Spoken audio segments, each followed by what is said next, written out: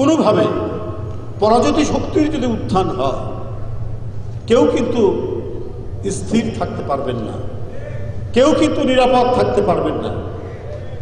যে পরিকল্পিত সন্ত্রাসের আবহ তৈরি করে, একটি বাতাবরণ তৈরি করে আপনারা ঘোলা পানিতে মাছ শিকারের চেষ্টা করছেন, এই ঘোলা পানিতে মাছ শিকার করতে পারবেন না, বরং ঘোলা পানির মধ্যে আপনারাও পড়ে যাবেন। বিএনপি তার প্রতিশ্রুতি অনুযায়ী নির্বাচনের প্রাক্কালে যে প্রতিশ্রুতি দিয়েছেন সে অনুযায়ী সে কাজ করছে। ফার্মার্স কার্ড বলেছিল, কৃষক কার্ড বলেছিলেন, ফ্যামিলি কার্ড, এবং প্রতিশ্রুতি আবারও দিয়েছেন যে হেলথ কার্ড করা হবে।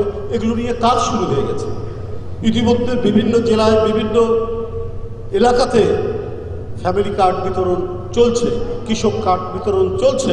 প্রতিশ্রুতি দেওয়া হয়েছিল যে বিস্তৃত আমাদের খাল, বিল, হাজা, মজা, নদী, খালে এটা খনন করা হবে, খাল খননের কর্মসূচি।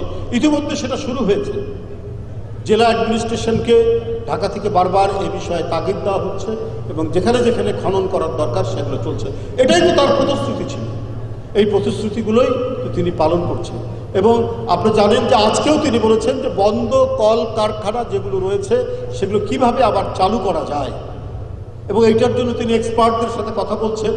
সেখানে নতুন করে কোনো ব্যবস্থা, এর ফরওয়ার্ড ব্যাকওয়ার্ড লিঙ্কেজগুলো ঠিকমতো করা যায় কিনা, কিভাবে করা যায়, এগুলো নিয়ে চিন্তাভাবনা চলছে, উদ্যম চলছে, উদ্যোগ চলছে। এটি বাস্তবায়ন হবে।